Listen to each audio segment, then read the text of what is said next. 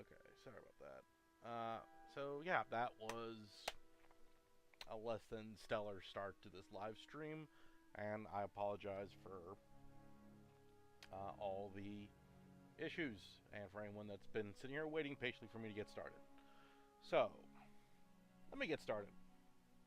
I am Michael. I am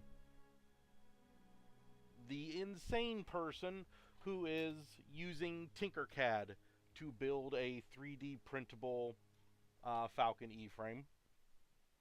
I'm also the admin of the Bring Back Exosquad Facebook group and the r/Exosquad subreddit. I have partnered with the Exosquad Archive to do this live stream. In this live stream, I'm going to be talking about the process of designing, printing, and building the Falcon, as well as working on it. Excuse me. Just to give some background, I do not have a design background. I have not been trained in CAD. I've not had experience in toy design, any of that. I am by trade a teacher, specializing in IT and programming.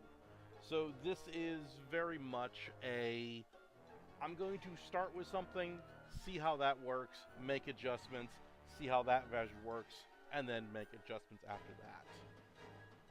So, just to kind of give you some walkthrough of where this process has led me so far. Come on, here we go.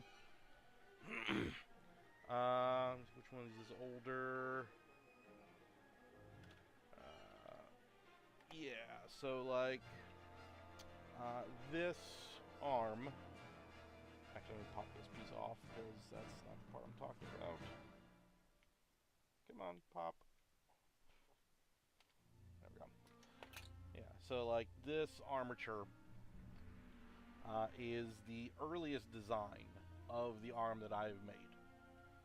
Originally, you can see that I incorporated the gear into the elbow itself. The intention being it was all going to be, two parts that you print out, pop together, and then, attach the upper arm onto here. Well, the problem I've encountered with that was FDM printing gear teeth is hit or miss. You can see down here the way the teeth got worn down. So now, with the current version of the arm, what I have done... let me pop these pieces apart real quick.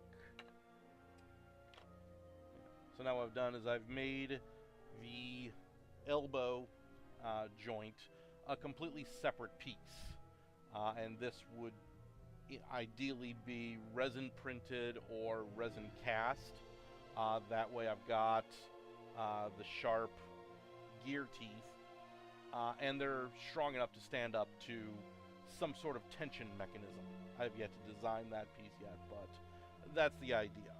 So going from an integrated gear that was FDM printed to a dedicated joint that's resin printed. And that's what I mean when I say I'm doing an iterative design process. I started with something, found out what worked, what didn't work, and then made changes. And that's what brings us to this today.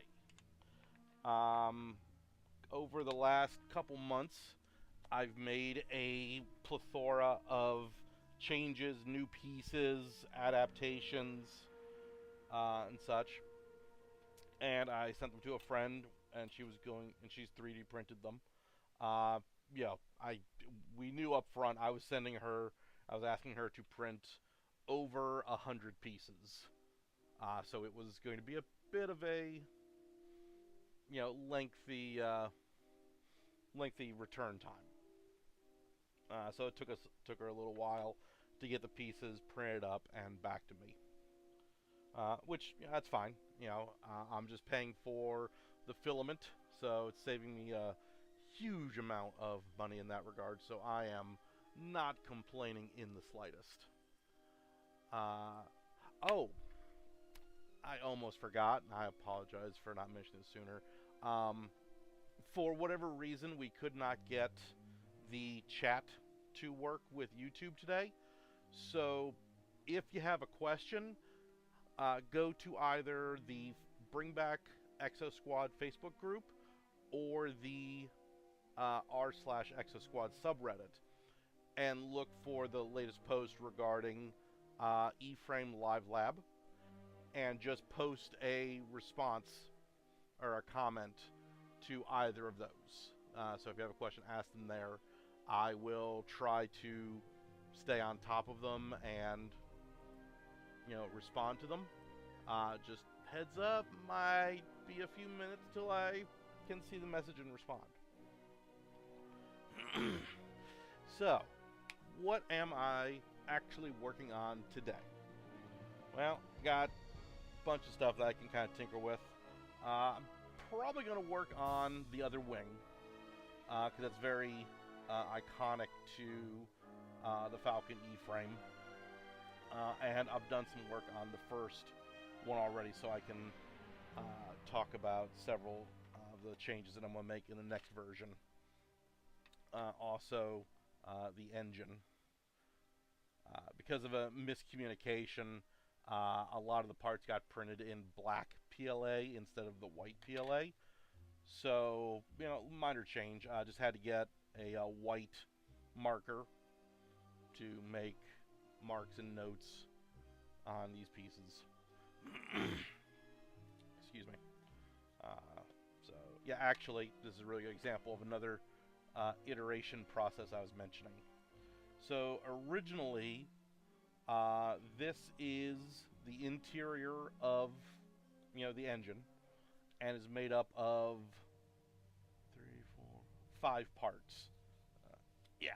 So I've got the back of the engine, the internal engine workings, the jet intake, and then these 2 spots here where I was intending to mount magnets.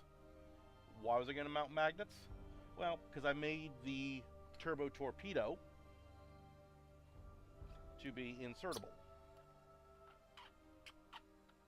Yeah. Like so. Alright? And the thought was to use the magnets to hold it in place. But as you can see, I don't actually need that. I actually had to sand the missile down enough so that it would fit inside the engine compartment here. So, later rendition, I'm not going to worry about the magnets. A second advancement, improvement I've made. This piece was printed in FDM. Okay? This might be easier to explain using Tinkercad. One moment while I switch screens to explain this. Engine. There we go. Yeah.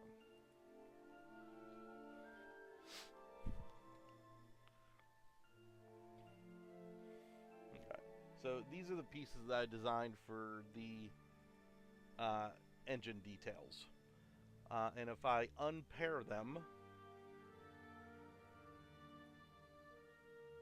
Yeah, so you see that big block of things as it's working to unpair stuff?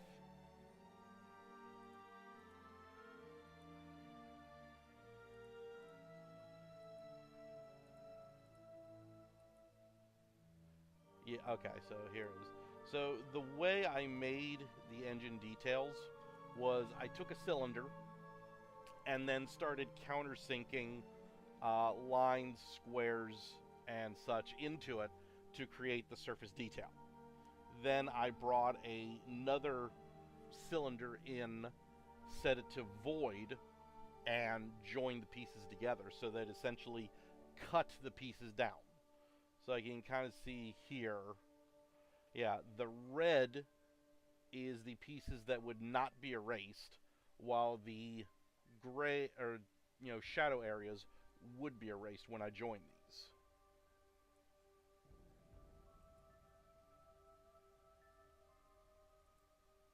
See? And, you know, that's fine as far as that goes. Oops. I do not want to lose something in there. Hang on. Yeah. And that's fine as far as that goes. The problem I encountered... why is that not showing up the way it's supposed to? The problem I encountered is FDM does not do especially well at this very shallow surface detail.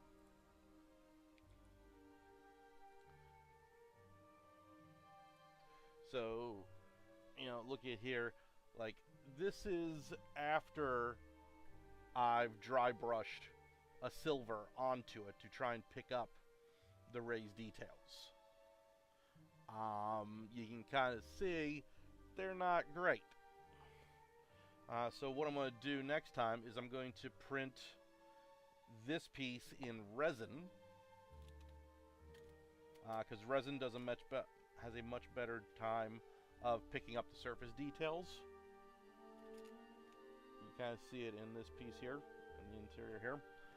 And also I'm going to need to rebuild the engine details part a little bit so that the details are more pronounced.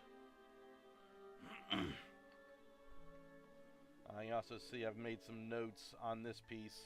I need to expand this opening because if I mount the engine,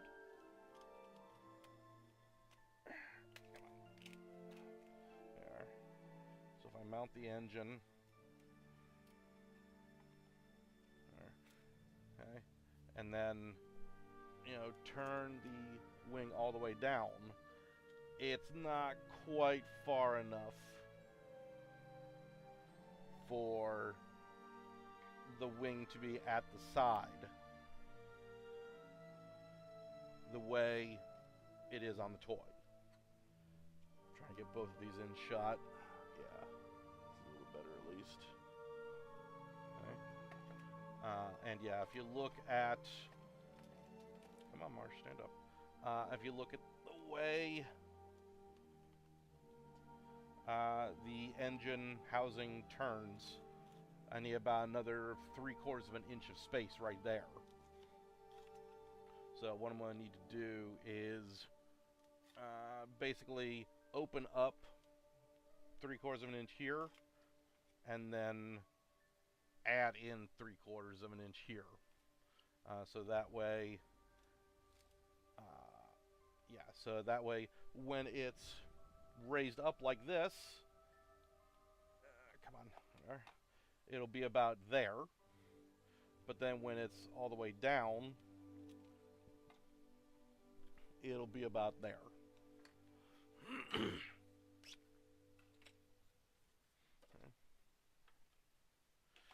All right. Oh, just to give you an idea of where the engines have come from, here is my original engine block, component, stand-in? I don't even know what to call it. This was an earlier design. It's one piece, like the mount, the housing, the interior, the cowl, all of it's one piece. So like none of this could be taken apart. And I discovered, yeah, this design sucks. So took it, you know, back to Tinkercad. Did some redesign on it. Where is my engine and wings? There we are. Did some redesign on it. Came up with the version that, you know, you see here. Or, well, you can't see it because I'm switching to the other screen. But yeah, the version that I came up with, that I have in my hand right now, is comprised of 1, 2, 3, 4, 5, 6, 7 pieces. Let me just switch so you can see what I'm talking about. Okay. So yeah, so you have the rear engine thrust cowl.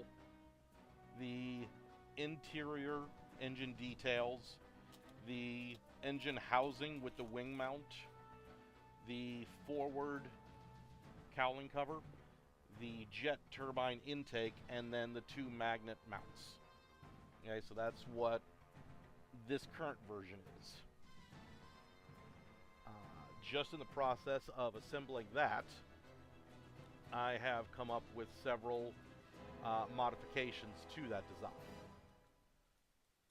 Okay. So number 1, I'm going to break the mount down into 2 pieces. Okay. This piece will be FDM printed. This piece will be resin printed.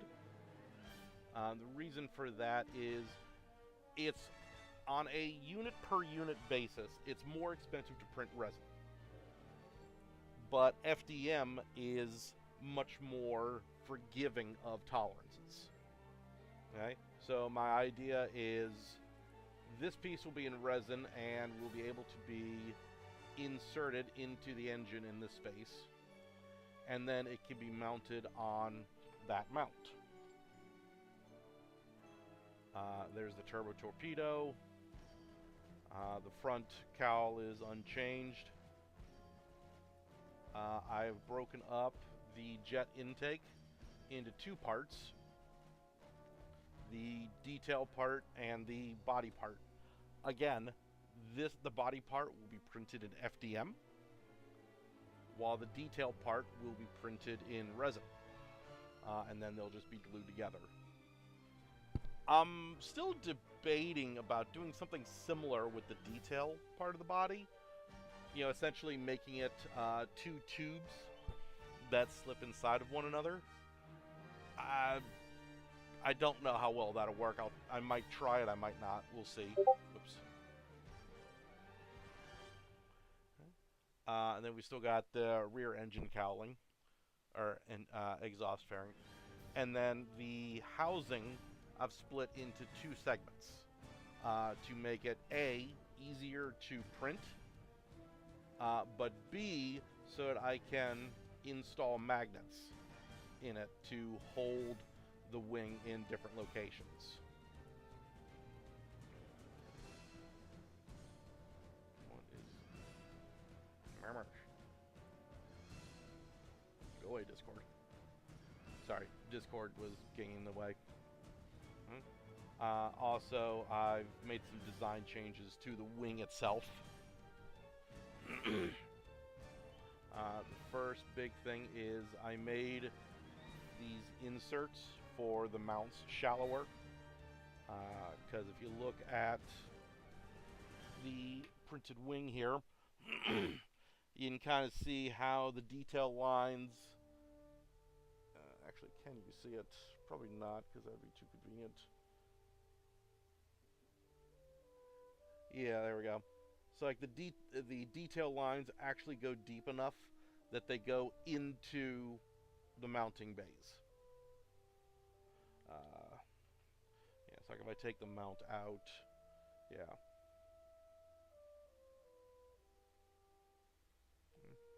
So that's one change I've made. I've made the mounting spots a little bit shallower, so that the detail lines won't go through them. I've also made these secondary engines, or whatever they are, this orange bit here, these secondary bits, I've made them a separate component, so that they would be printed separately and then glued in. These may be printed in resin, I don't know yet, but we will see. And then of course, yeah, I've made some minor changes to the missile designs. This is a personal annoyance of mine.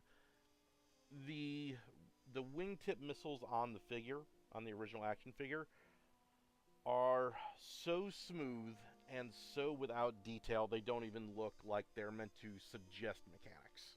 And that's always irked me. So, I made a second version that definitely has a more mechanical feel to it. Looks like it's, you know, a constructed item, so on and so forth. But yeah, if you're looking at these holes and wondering what they are meant to be magnet housing. Okay, so like if you look at the mount design, it has similar holes. The idea is I can install magnets in the missiles and the bombs, mount them that way, and still be able to remove them. I also have holes in the tips of the wing as well.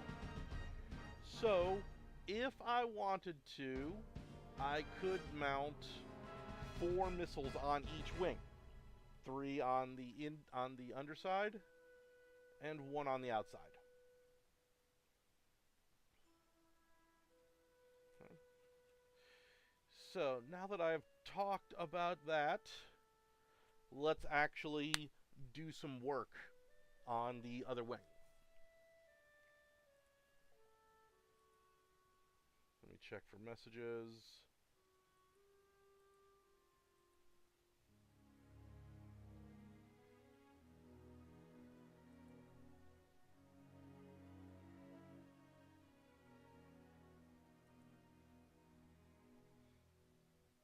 I do not appear to have any new messages, so alright. Let me find the wing.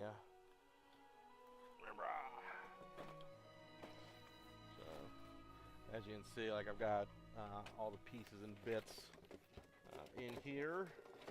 Aha! There we go.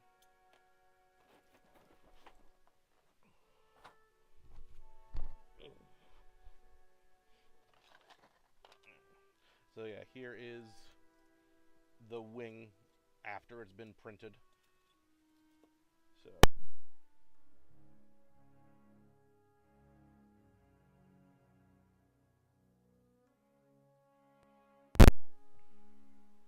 okay, sorry about that. Accidentally unplugged myself. Come on.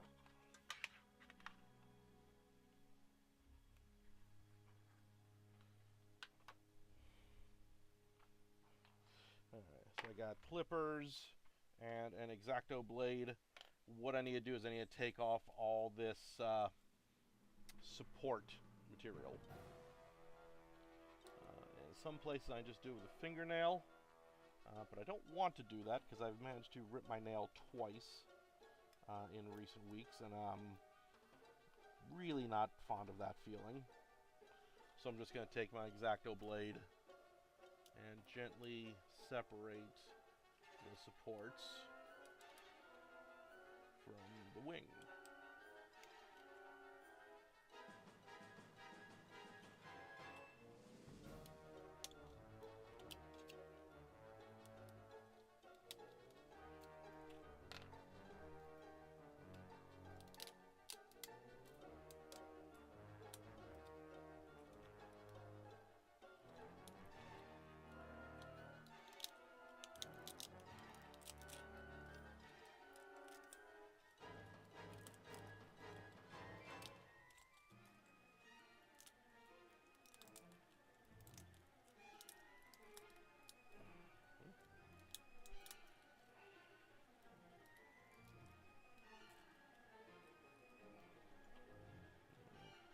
Cut this little bit.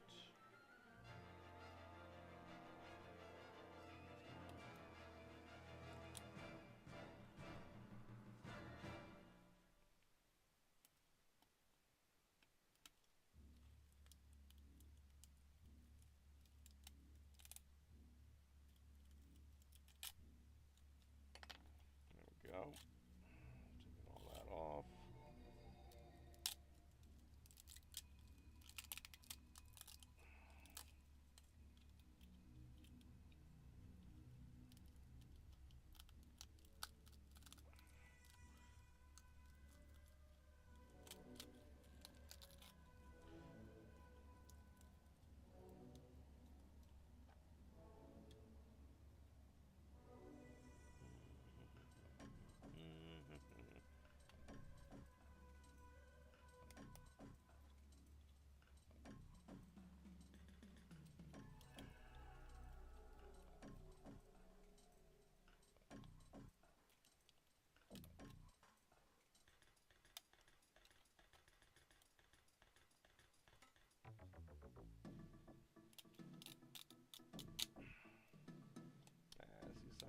separate there.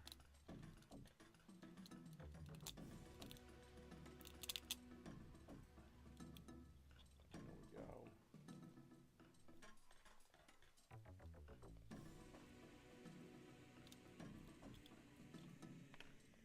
turn the music a little bit.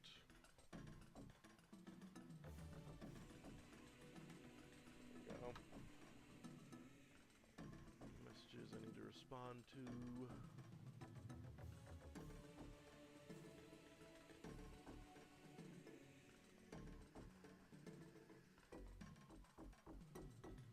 Does not appear so.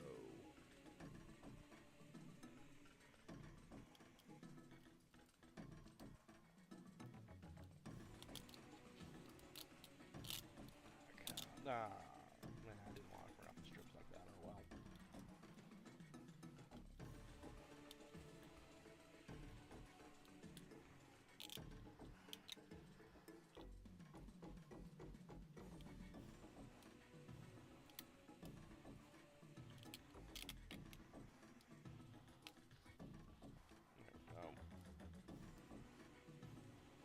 Yeah, so you see I'm getting all the support material off. These sub-engines are going to be a pain in the butt again.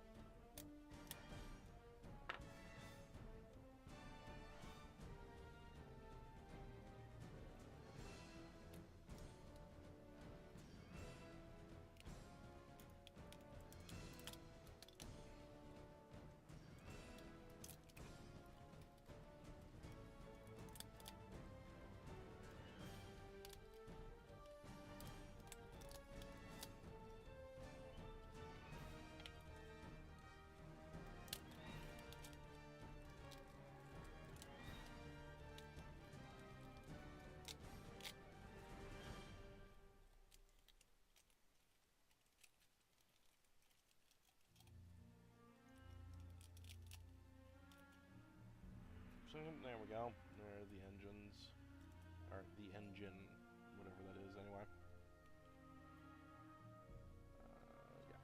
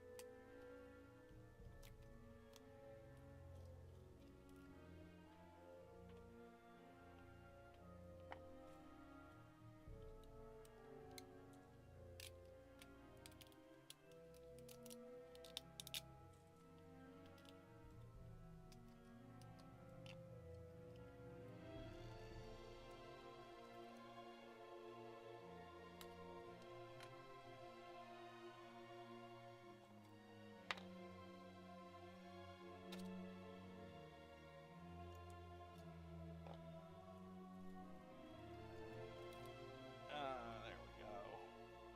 That's the majority of the wing right there. And this other piece does not want to come off that way, so I'll do it the other way.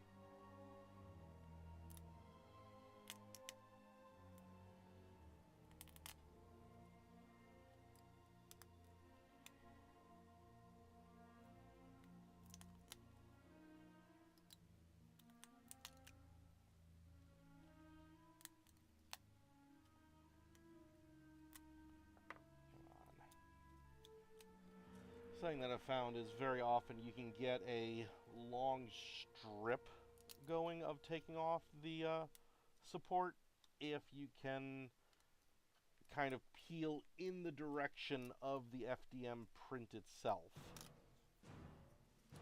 But the engine here seems to be wanting to disprove me of that idea. Okay, no, wait, maybe it... Nope, it won't. Okay.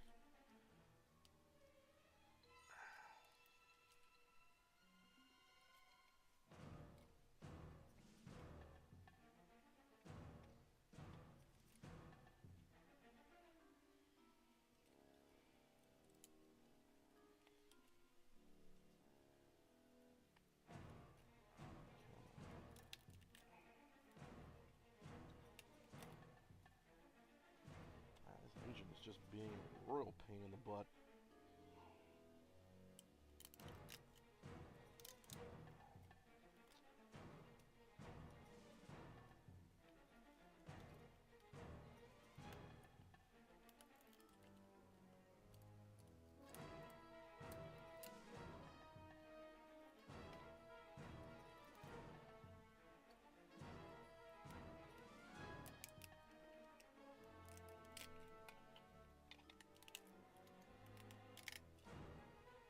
Go.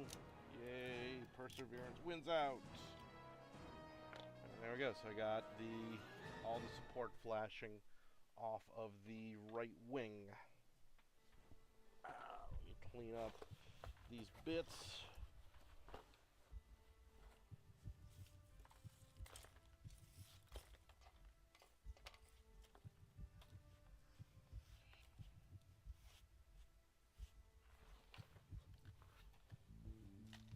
There we go. Yep. This piece. There we go. Okay, so I'm not sure how well you can see it on screen, but there are a lot of little bits and extra flack and pieces I need to clean off. So what I'm gonna do is take a file, a little scraper, clean them down.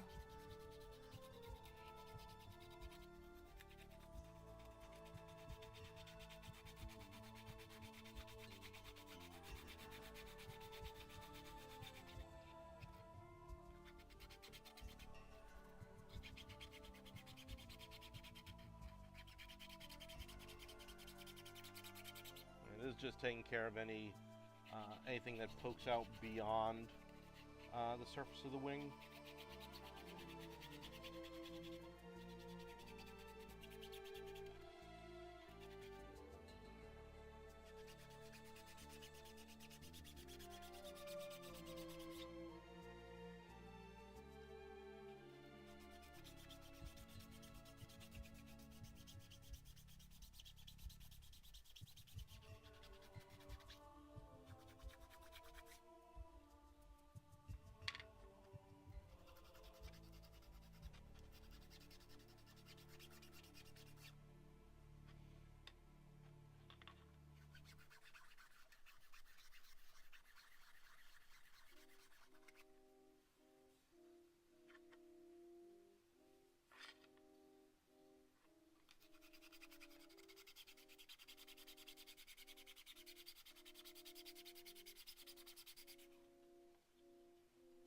Start working on the edge.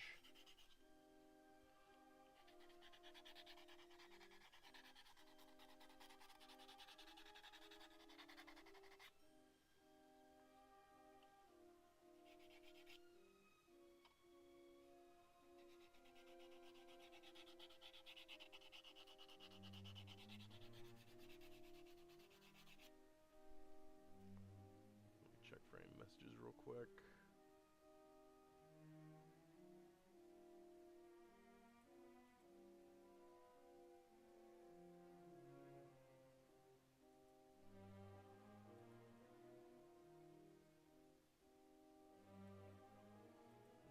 No messages, yay.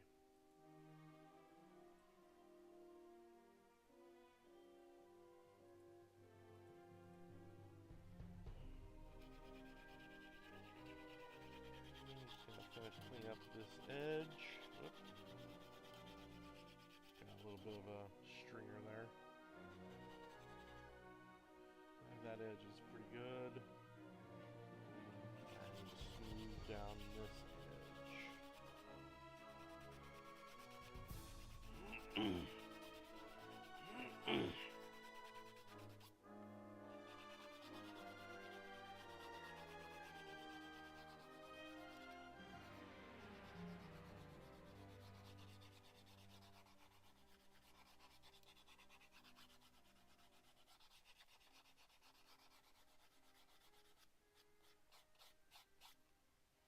Okay, and the same thing that I did on the top of the wing, I'd have to do on the bottom of the wing. Just going to file it all down, take out any burrs.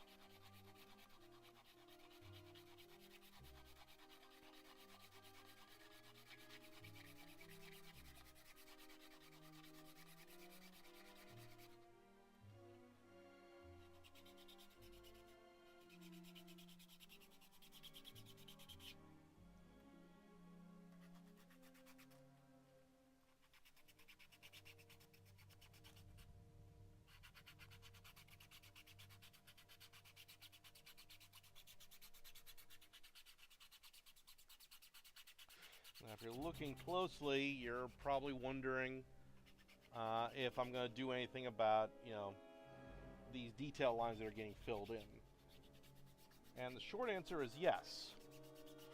The longer answer is stay tuned and you'll see.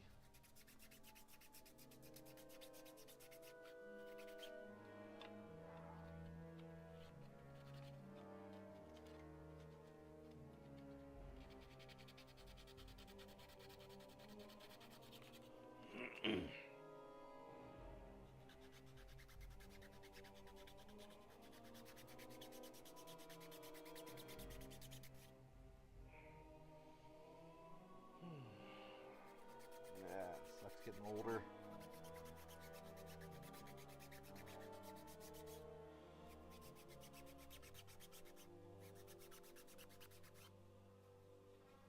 Okay. So I got most of the surface burrs taken care of. But as you can see, some of the detailing got filled in. Oops, Mr. Burr. Okay, so what am I going to do about that? Well, the short version is I'm going to clean it. I'm going to use a trick that I've learned from Gunpla modeling called panel scribing. And what I do is I'm going to take a length of this tape and then drop it. I'm going to take a length of this tape. This is, that embossed labeling tape that used to be everywhere. I find it on Amazon now under, special sources and such. But it's a thick plastic that, you load into the gun, you select the letter, you squeeze the handle, and it embosses the letter into the plastic. That's what this tape is.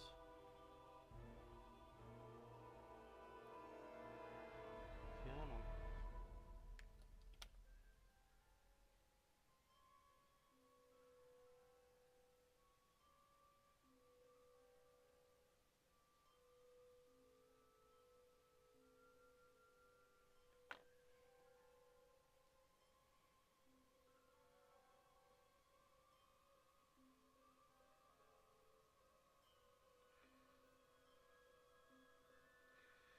I never once used this kind of labeling in an office area, in an office space of any sort.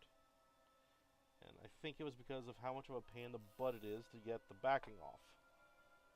But once I get the backing off, I'm going to line it up with the detail line and press it down.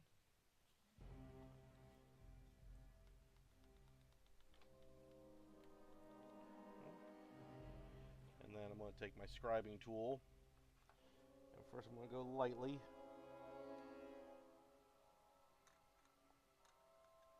I think I might have put it too far forward.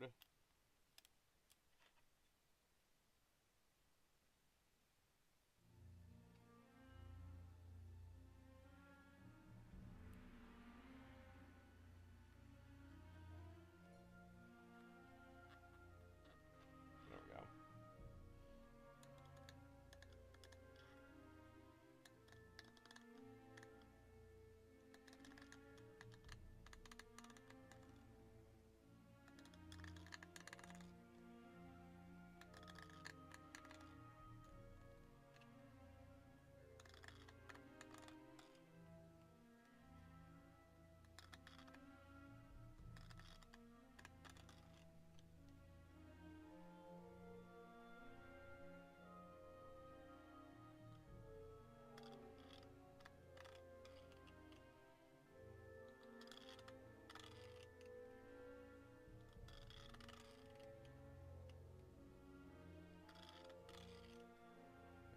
obviously, as I make more and more passes, it gets progressively smoother to do the passes.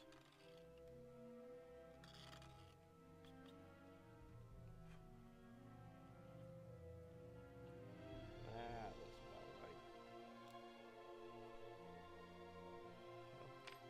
So, and that's what I wind up doing with all the detail lines on the wing.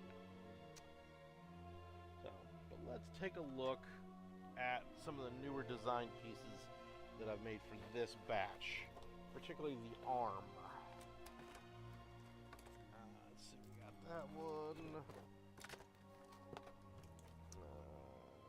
the blaster. Top turn.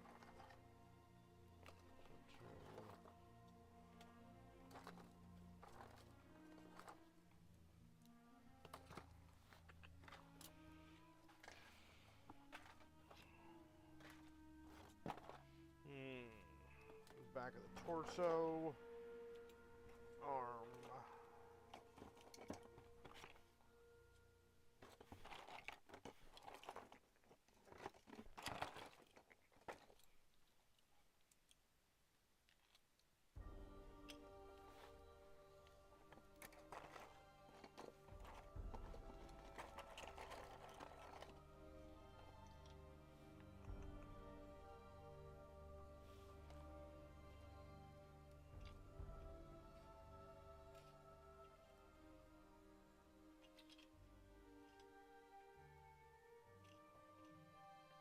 Okay, so I've got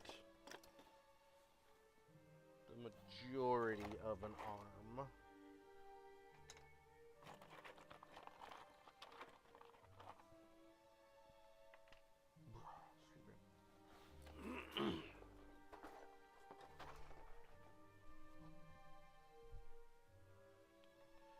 And also, this is the back of the torso.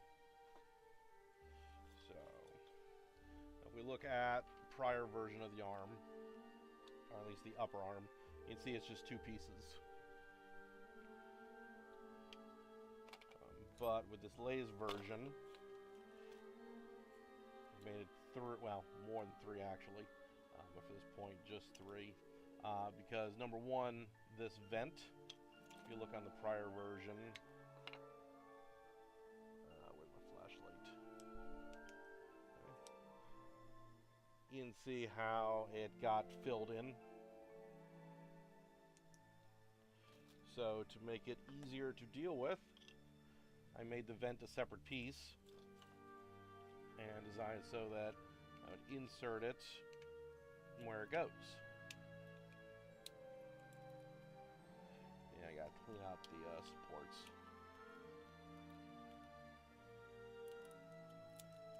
Oh no, I made the vent too wide. Alright, we'll have to address that in the model.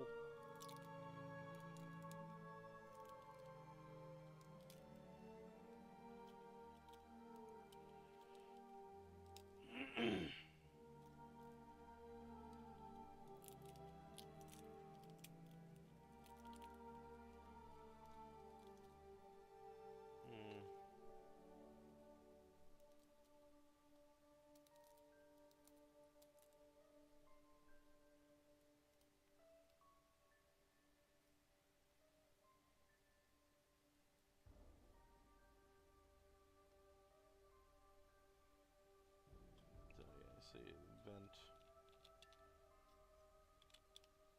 basically fit in right here.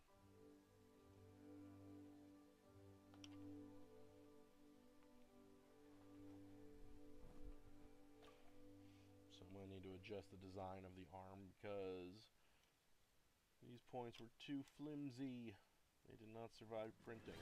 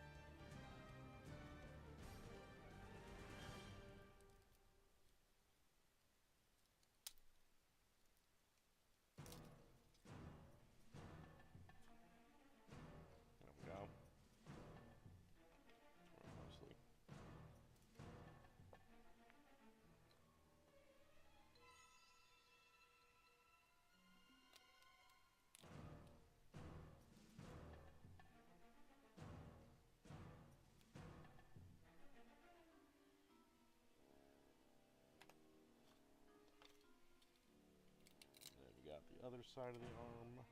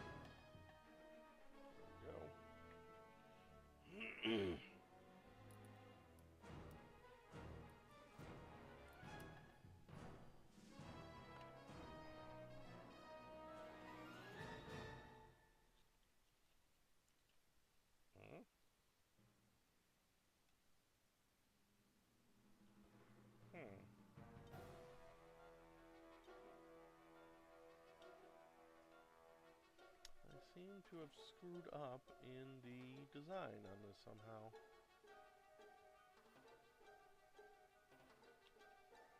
Alright, well, let's hop over to Tinkercad and see what we can do about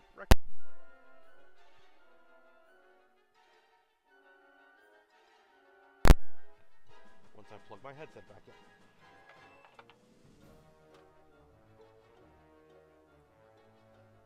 Alright, so let's look up the arm.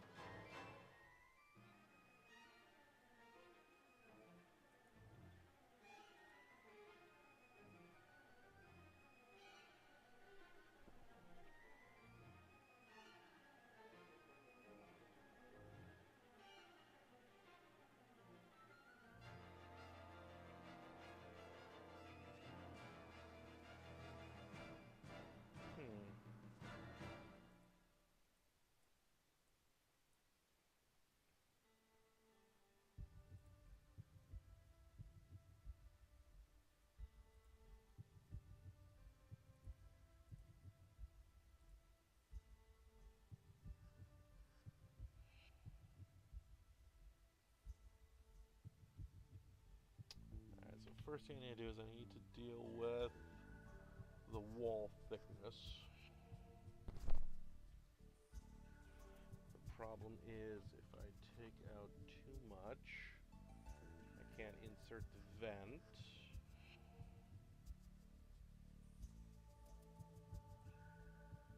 So, what can I do?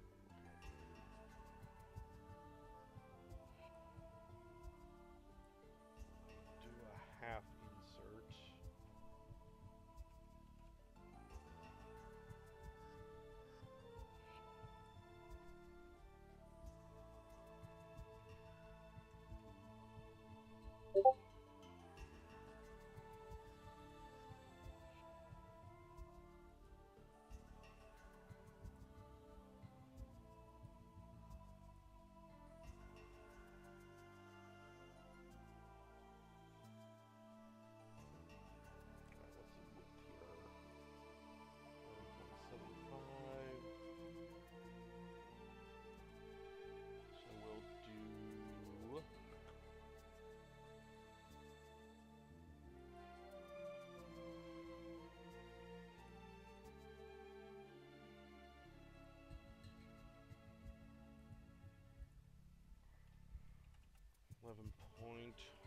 .25.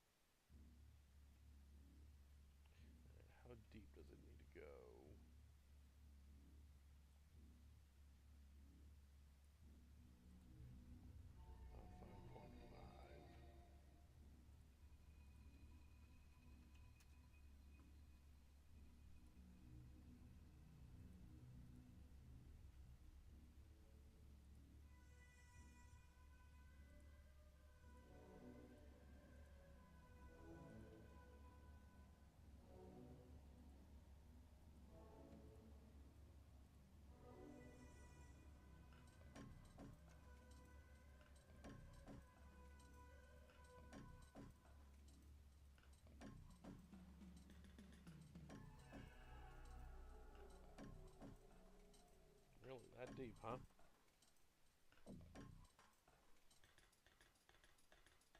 Okay.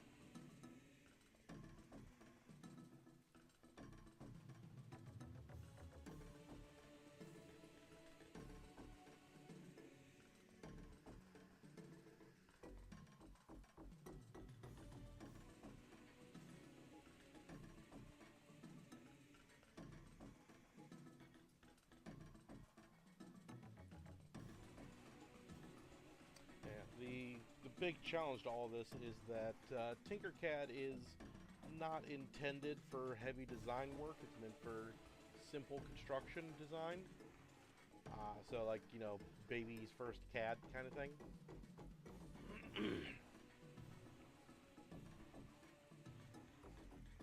So I am very much making it do stuff it is not inclined to do.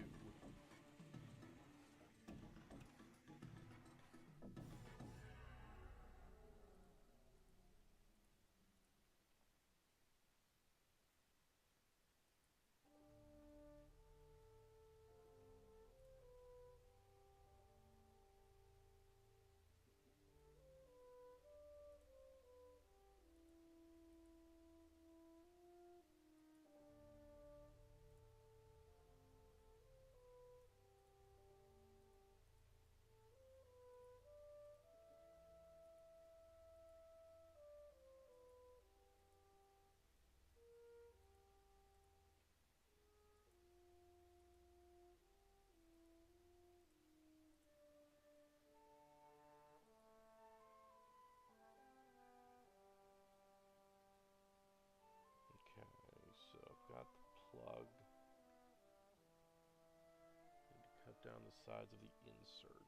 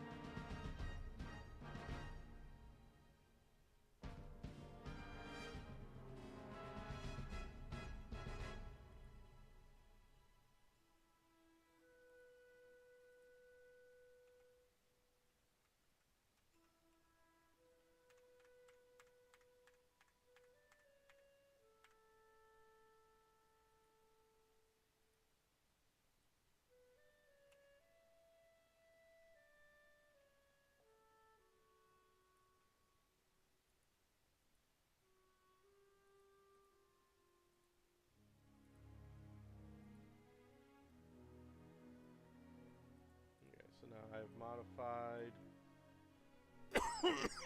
the vent insert so that the sides will be a little bit narrower, but that should give more support for the sides.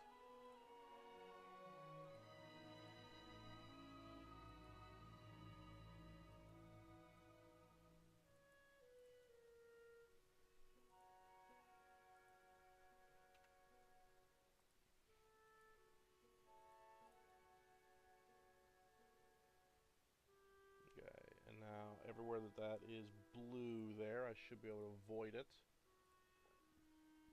And yeah.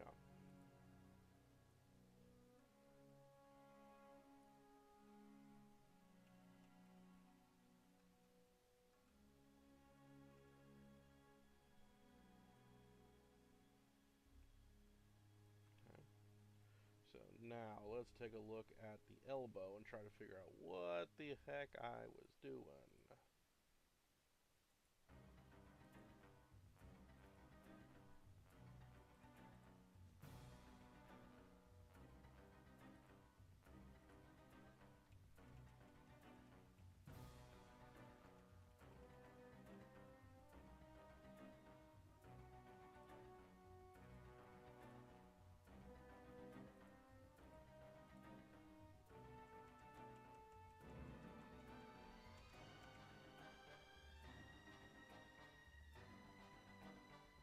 Okay, so that should be the two pieces together.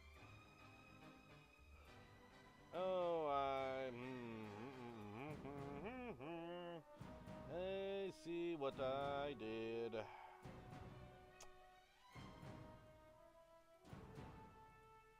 Narf. So basically, what happened was,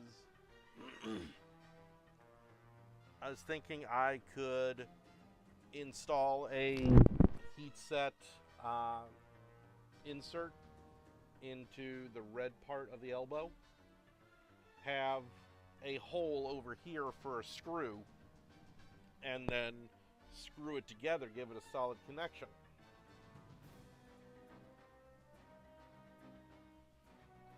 But as you can see, I kind of messed that up.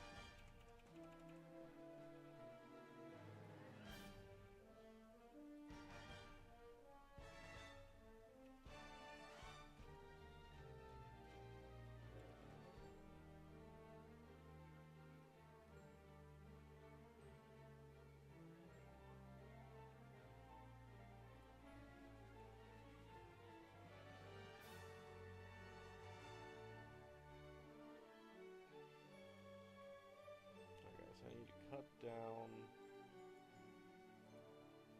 the green piece.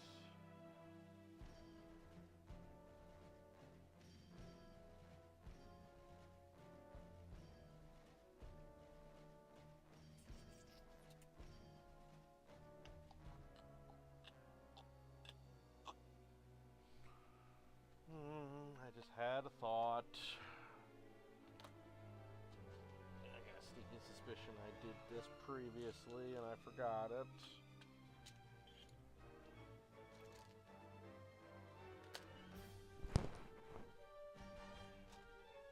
No, that's not the right piece I need.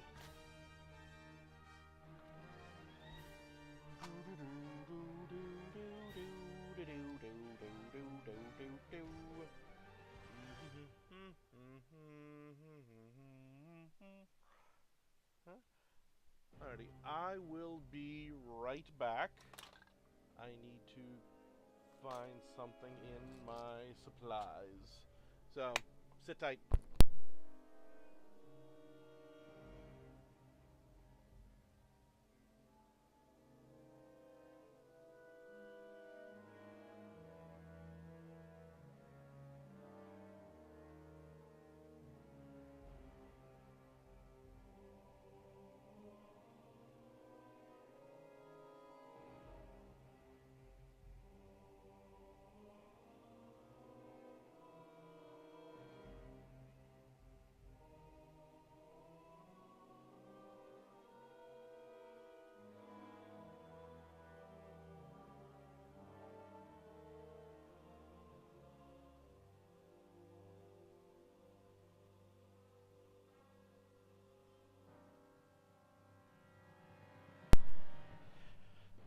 I'm back.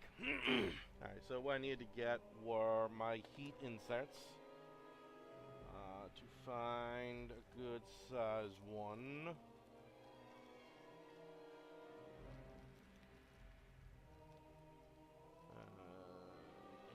M5 looks good.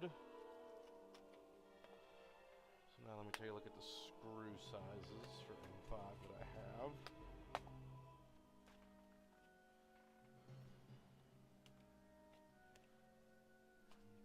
Two, 4M, M5 times 8.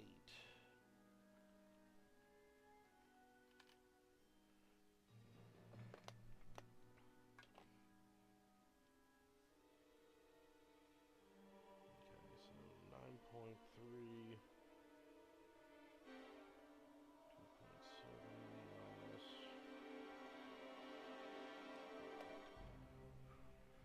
Alright, so I need to make a stand-in for a screw real quick.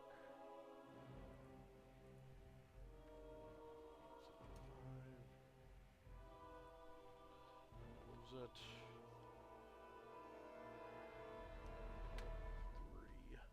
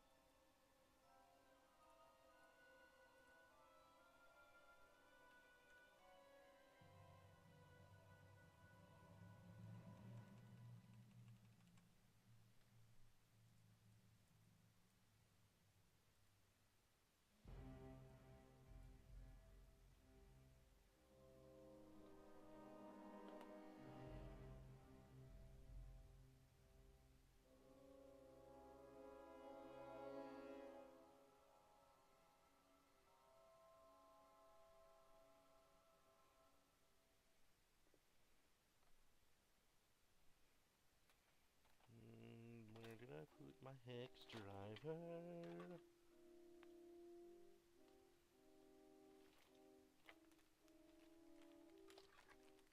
Okay,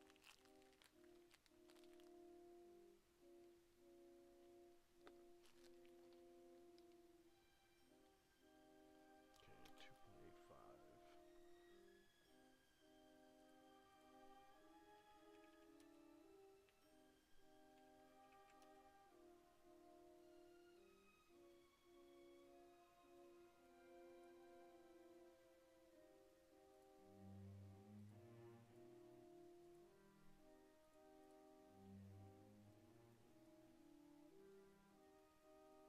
and then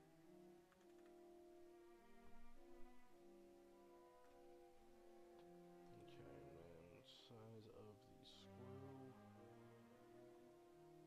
4.5.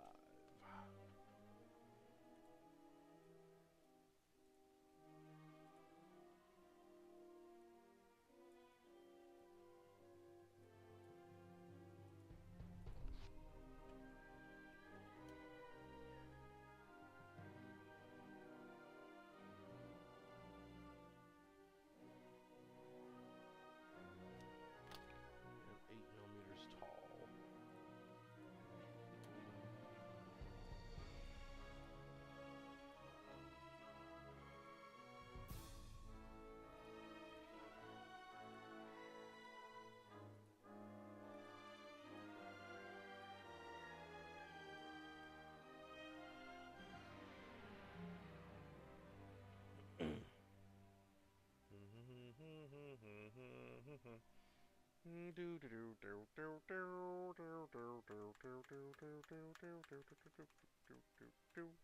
There we go. Okay, now I've got a stand-in for a M58 screw. Now, I know this looks like You know, it's just way, way, way too big. But remember, when I print these, I am printing the parts at 2 or 3 times the scale that I'm designing them at. Okay. And this might actually...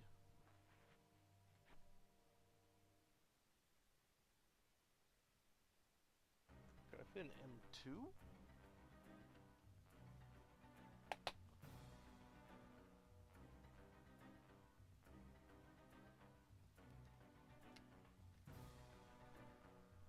Yeah, I could probably fit an M2 screw in it natively.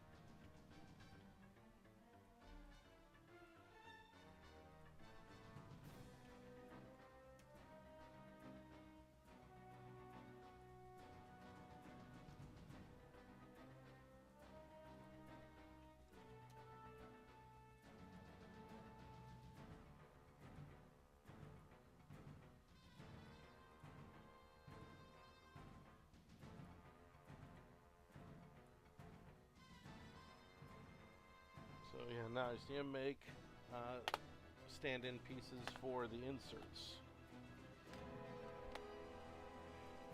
So we're going to do an M2-8 and an M5-8.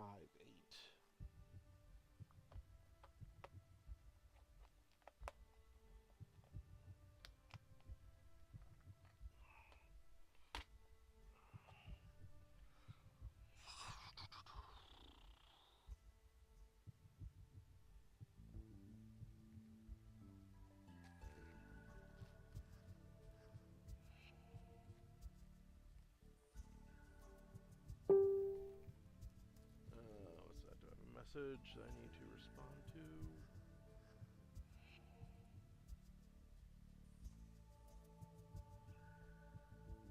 And nope, okay. Alright, so first we're going to do the smaller one, the M2.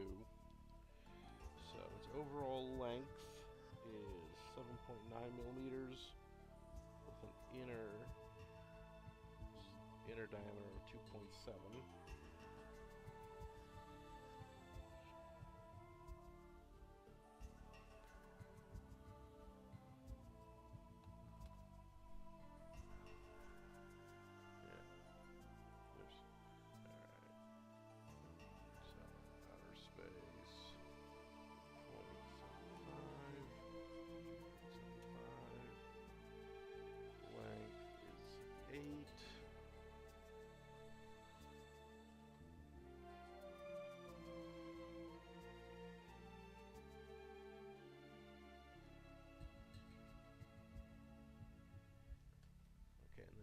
Its threading is 2 millimeters tall.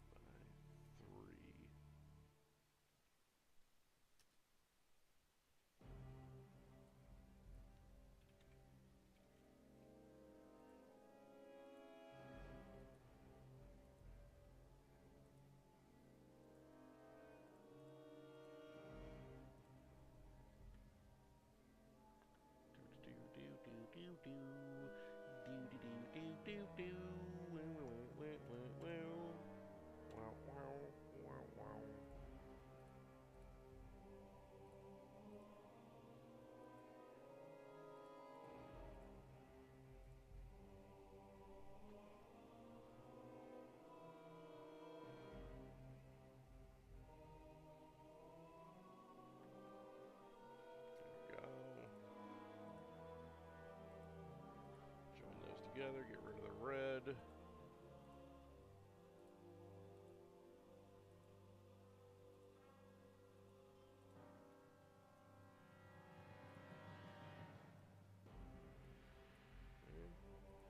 there I have an insert for the M2 by 8. And then I make an insert for, what was the other one? The M8?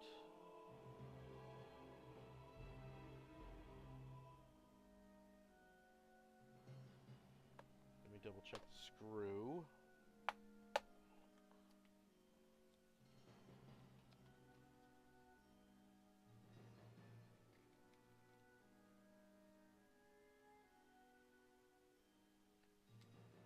M3 by 8.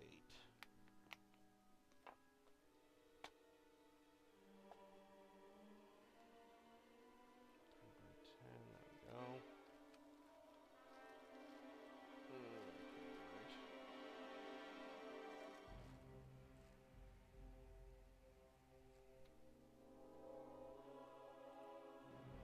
What size did I make this?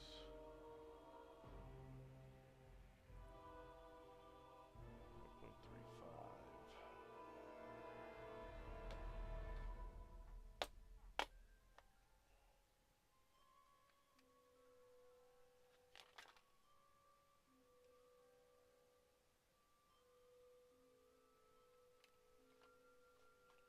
M5 by 8.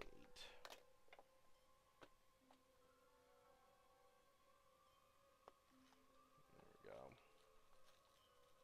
Helps when I read the labels properly.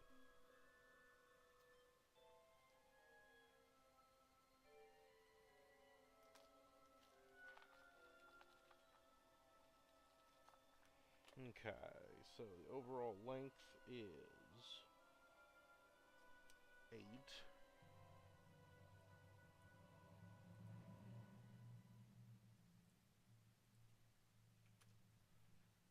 With the inner row being 6.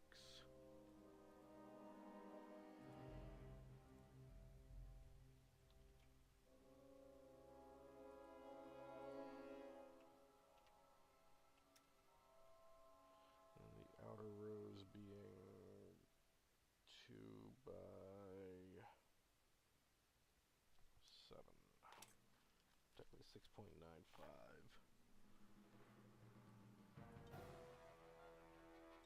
Oops. 2 by 6.85.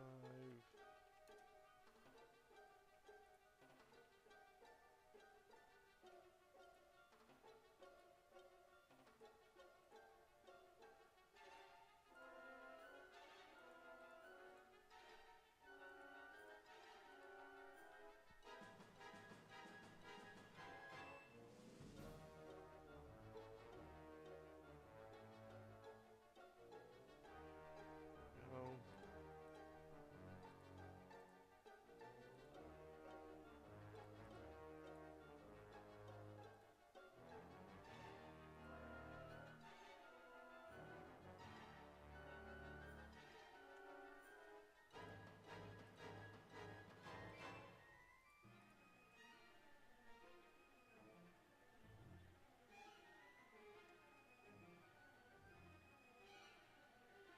There we go. I can get rid of the red. Pair these up. Pair this up.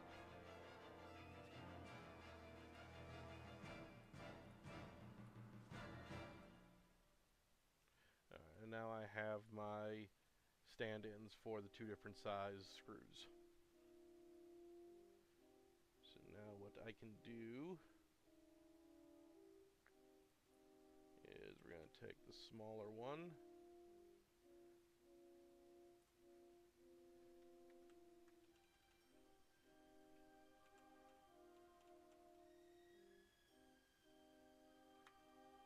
And we're going to try and fit it into the elbow joint and see how that fits just as is. I may need to make some other adjustments, I may not, we will see.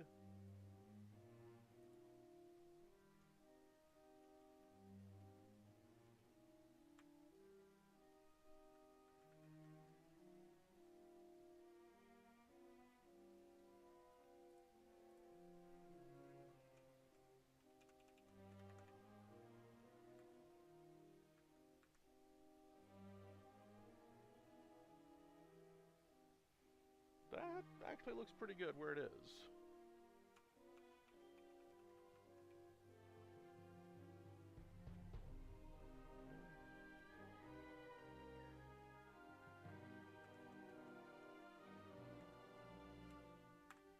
So yeah, just like that.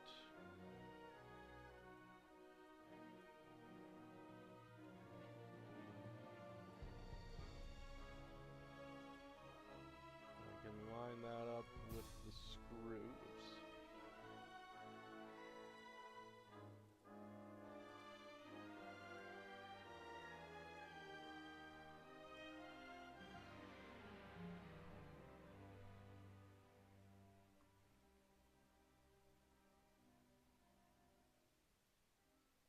How deep do I need to go in here?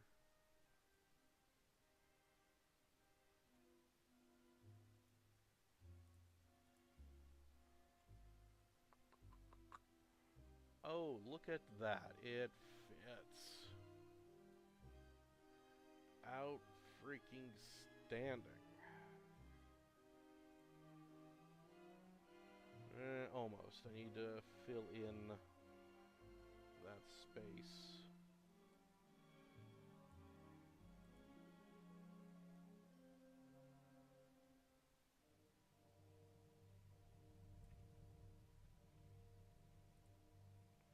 Let's start with 12 by 12. Oh no, not even close. 5 by 5.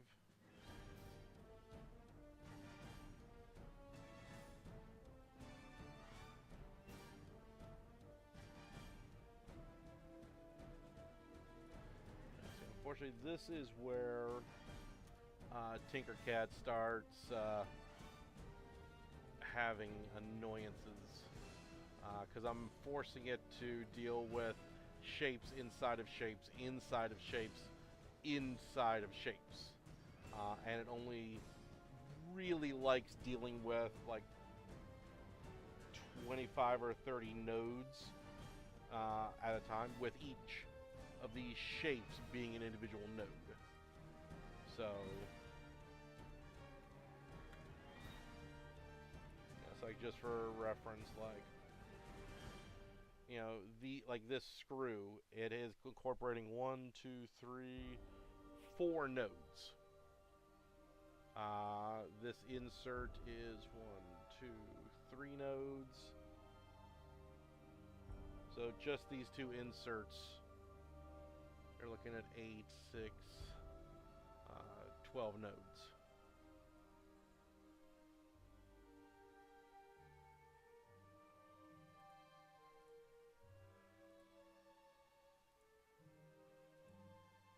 And then we're going to void this space.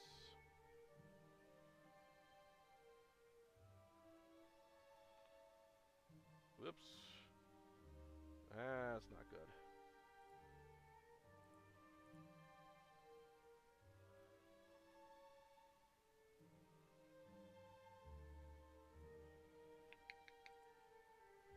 Oh, that's a problem. Alright, so what can I do here? What can I do?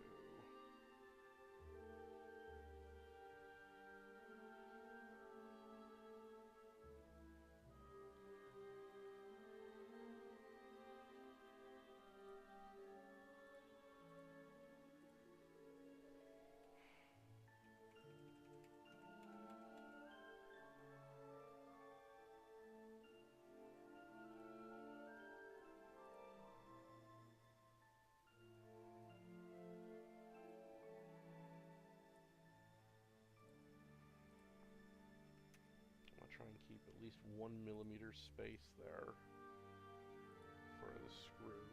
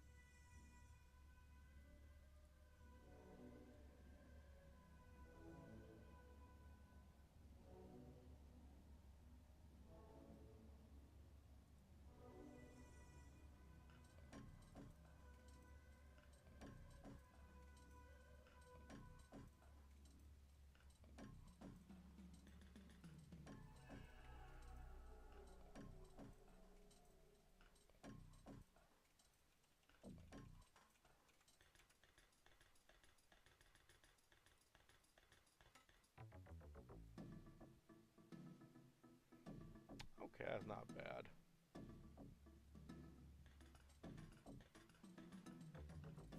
Let me just make sure of something real quick.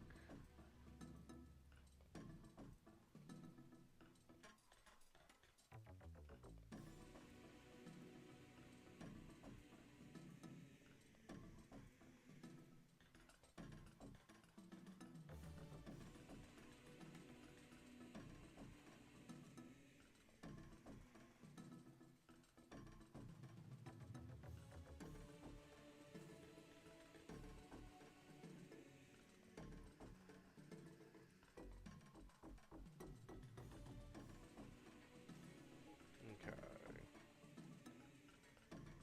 So yeah, as long as I've got that much space.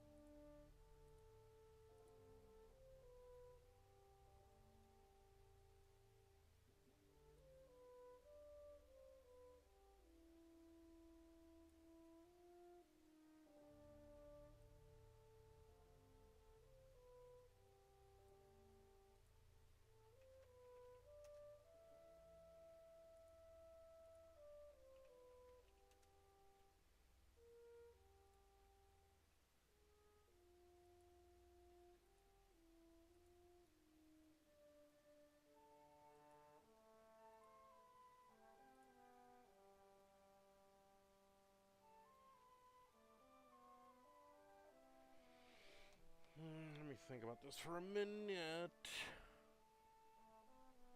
Because I've also got to get the joint, the elbow joint in here as well.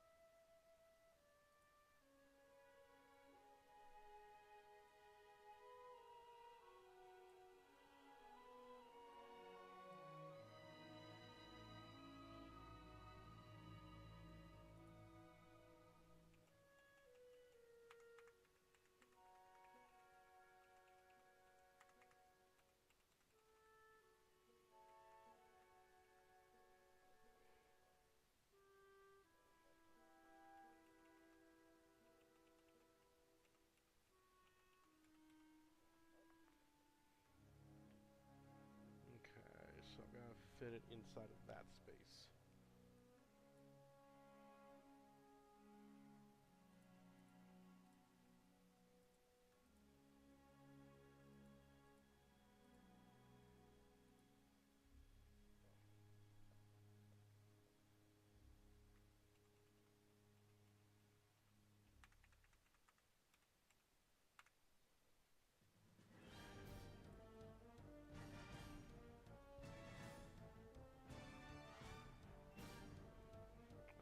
Do a smaller insert there.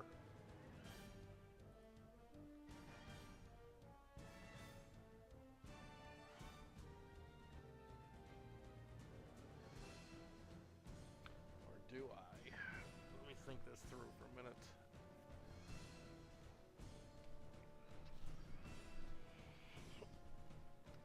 So if I print that in resin, print those in FDM, put the halves together.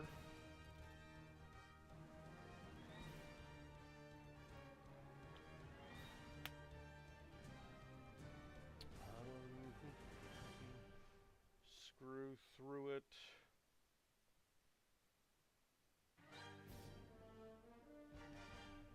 Yeah, I can do that. Move this back a bit.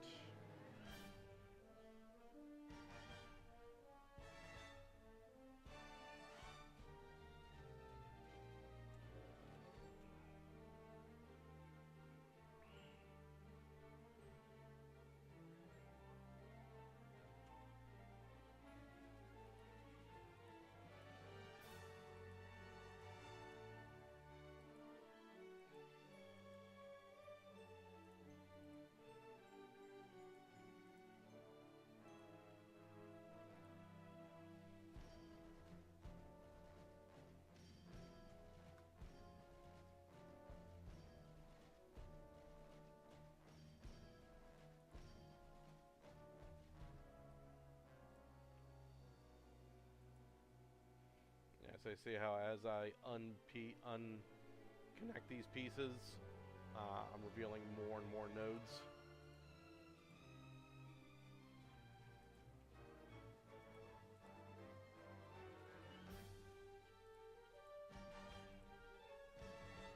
Apparently at one point I was experimenting with making this a chunky boy.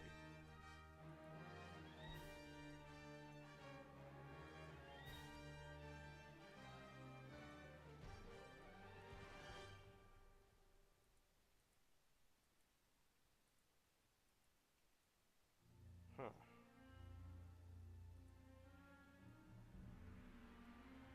Okay, wow.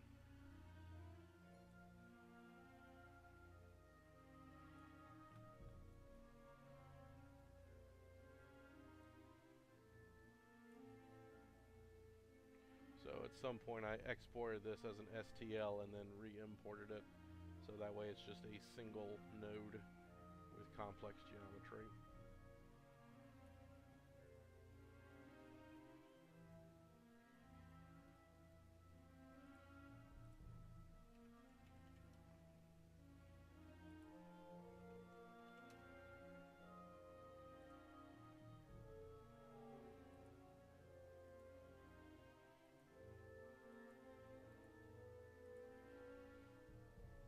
So I should have a piece that sizes up to fit through here that I can use to make the space the appropriate size.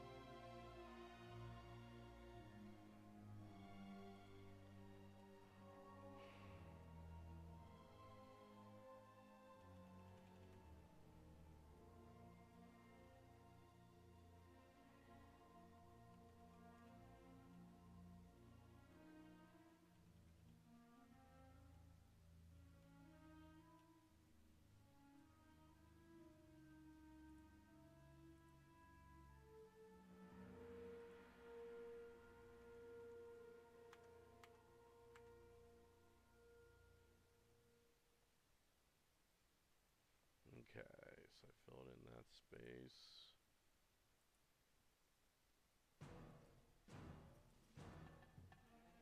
Didn't actually join. Okay, good, I didn't.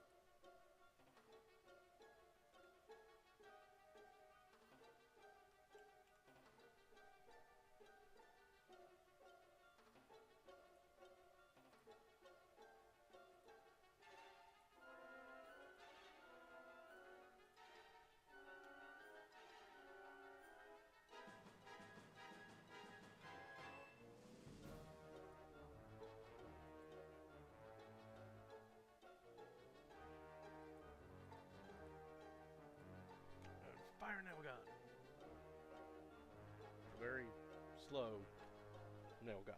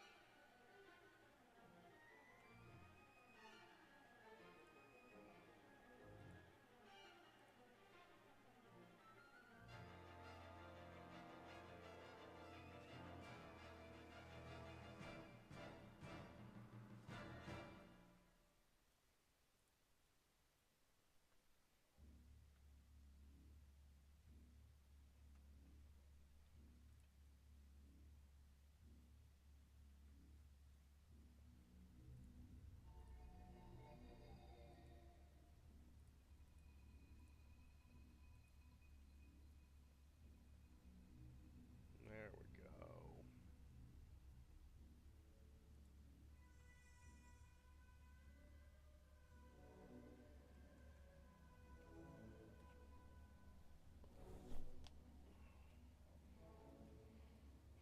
Okay.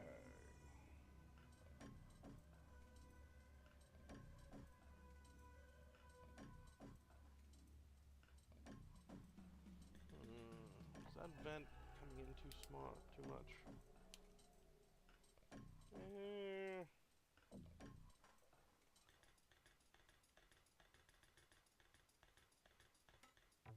Nah, I guess not.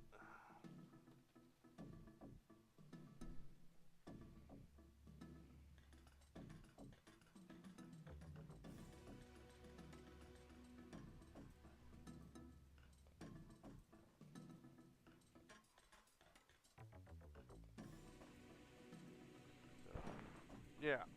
I guess that takes care of that.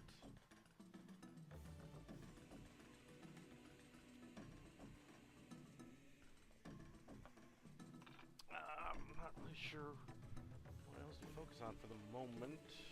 Let me take a look at something real quick.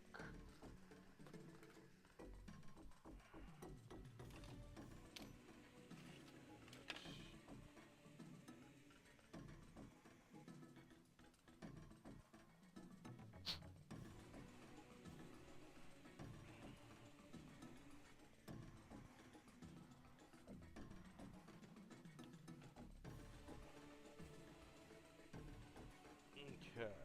Let me switch back over to the workbench. Okay.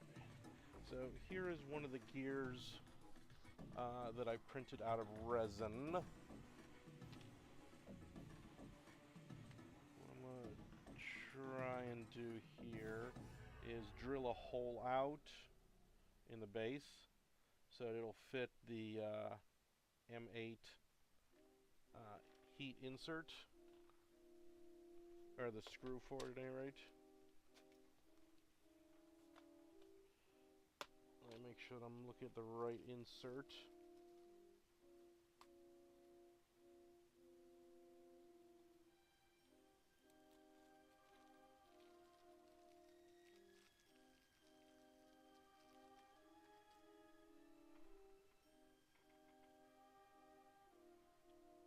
Yeah, that should do well.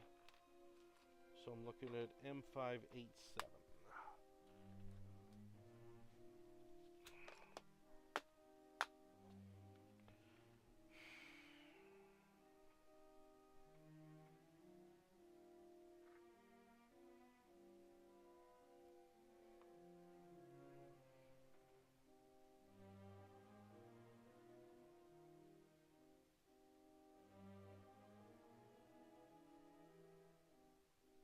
Yeah, there we go. Alright, so I need to do two things. The first is drill a hole here so that this screw will pass through it. I need that hole to be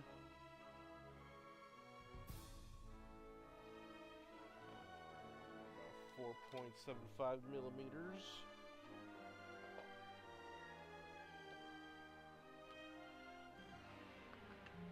So the closest I have is a 5. But I don't want to just jump right into the 5, so I'm going to go 2.5, 3.5, and 4.5 in increments.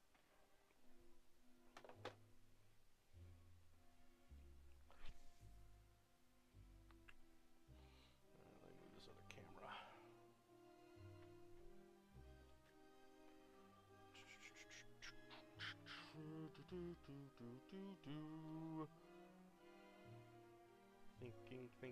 Thinking, that is always dangerous.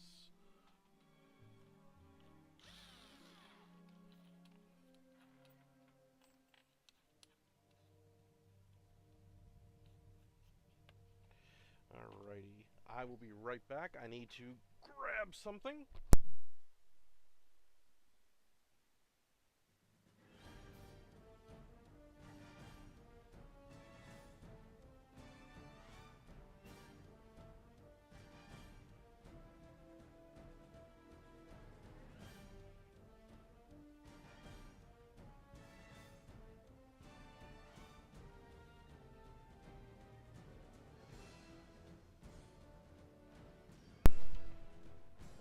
Okay, I'm back. I just had to grab a syringe because I'm dealing with resin. I need to take some precautions, and one of those precautions is I'm going to put down some water to catch the resin dust as I am drilling.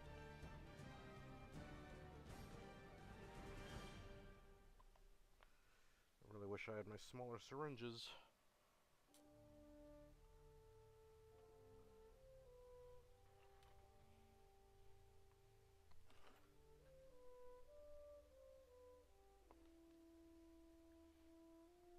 And starting with the smallest one.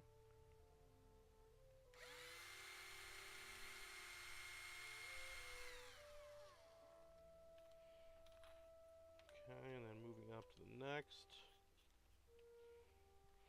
I'll put down a little more water. I don't need a lot, just enough to catch the dust. Okay,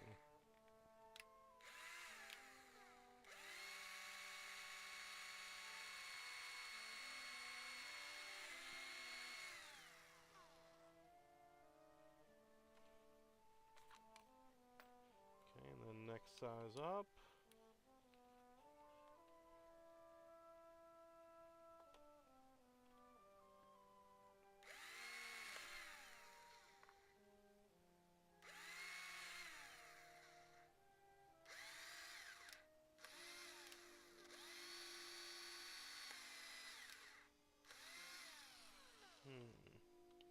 Why are you not gripping?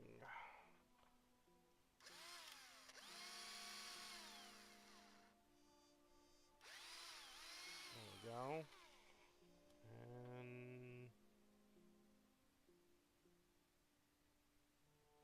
actually, that may be better to go smaller.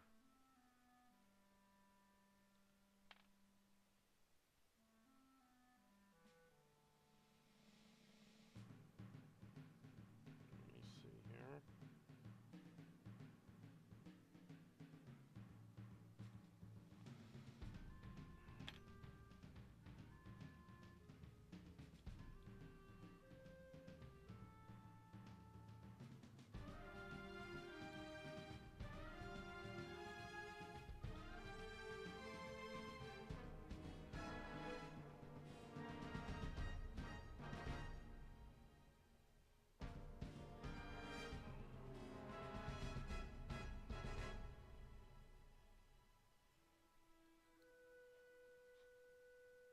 Okay. Ow.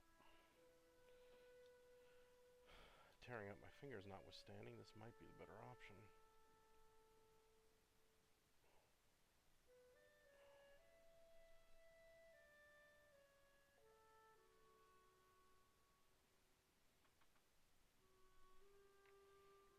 Let me just slightly open this space a little bit.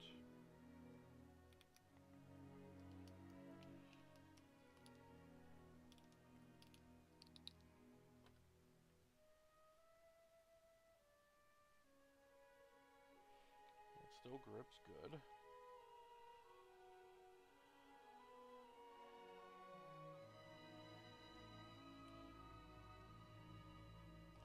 Yes, that will be better that way. Okay. Alright, let me put these away and clean up the water. And then we will take care of the other piece.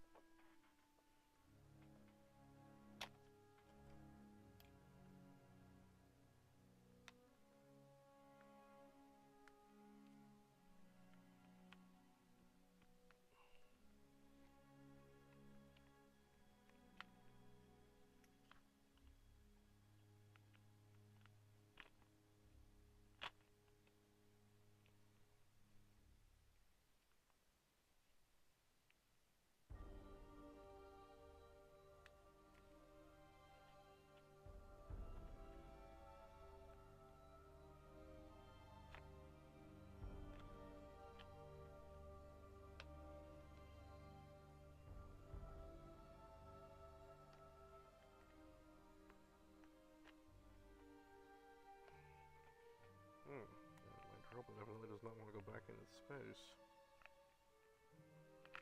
There we go. What is that?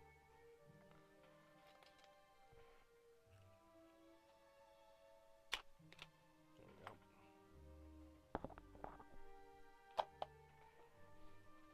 Alright, then let me get a paper towel and clean that up.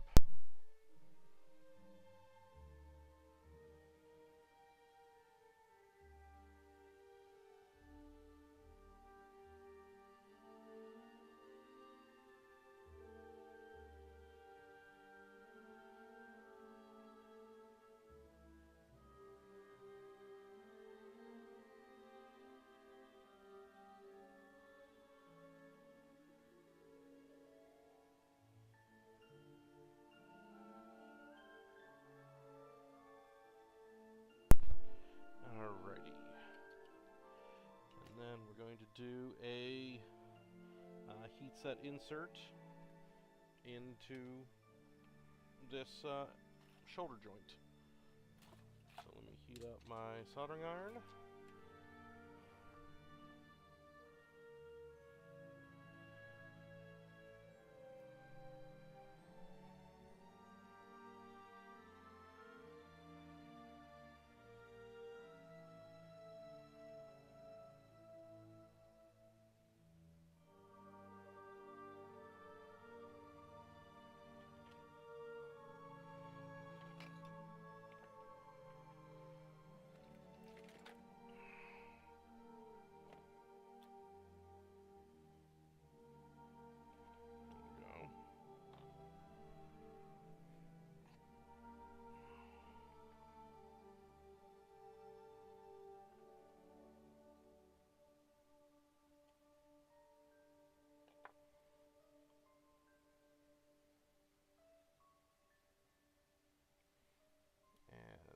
Slowly, carefully guides it in. There we go.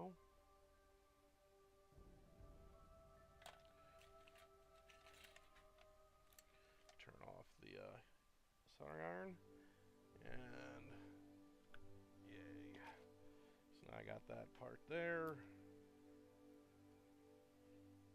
Unscrew these. Turn it around.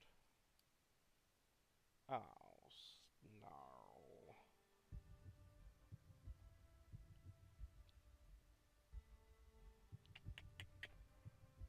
Narful.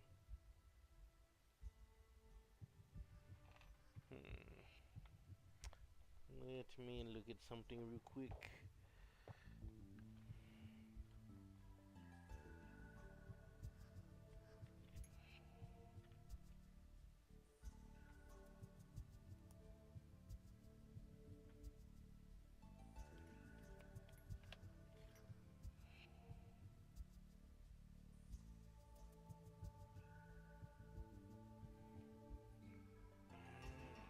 I kind of doubt this is going to work, but I don't mind being proven wrong.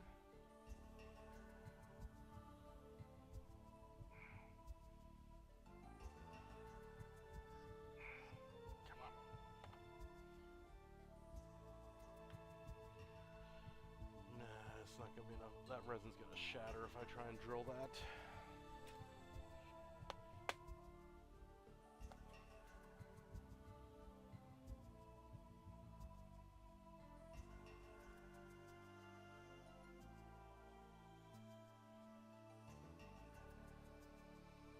Yeah. Well.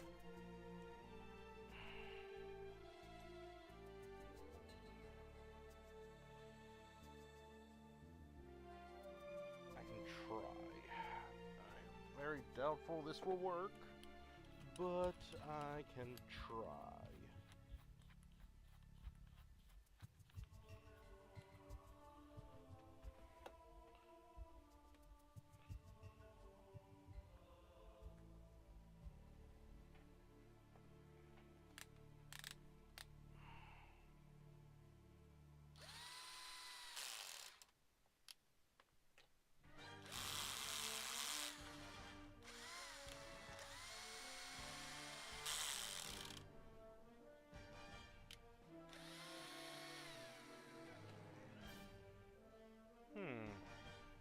Actually.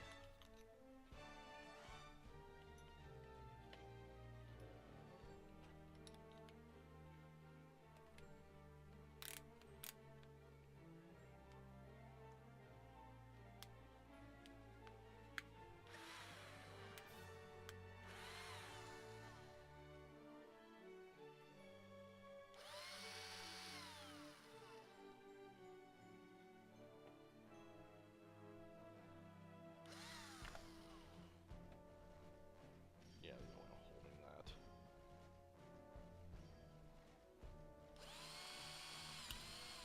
Ah, yep, there it goes.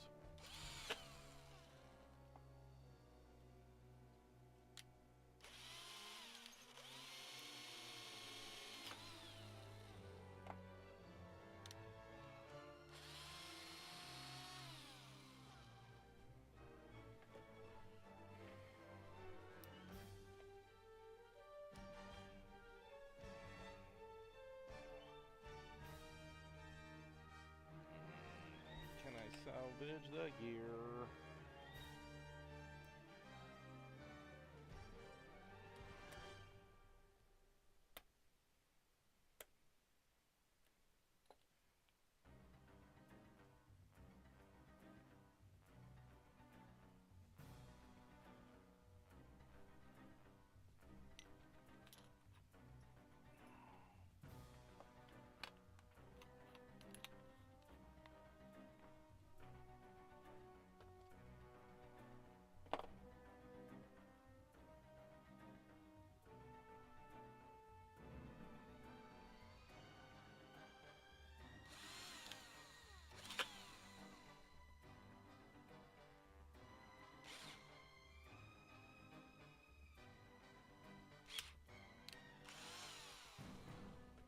Nope.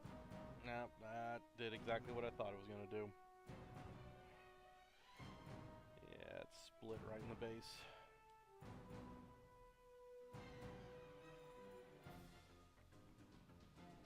Alright, so I think I'll have to redesign the gear. The good news is I have the resin printer here, so I don't have to send it out and wait, a week, 2 weeks to get a new piece back on that.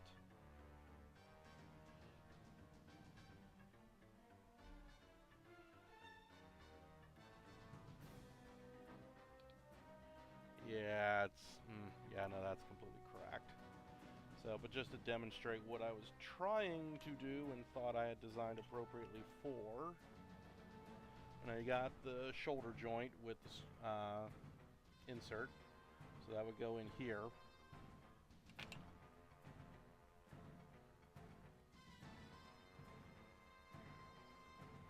And then the gear would attach from the other side, like so.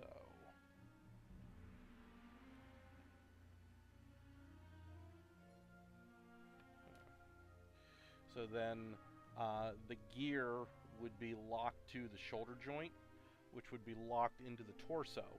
And then I'm still working on exactly the designs, but there'd be some sort of tension mechanism in here, so that as the arm, rotates like that, the tension against the gear would hold it in place. A lot like the original toy. You hear that clicking? So, yeah. It brings us to the 2 hours I intended to go for today. So, thank you for checking out E-Frame Lab Live in partnership with the Exo Squad Archive. Stay tuned for further announcements.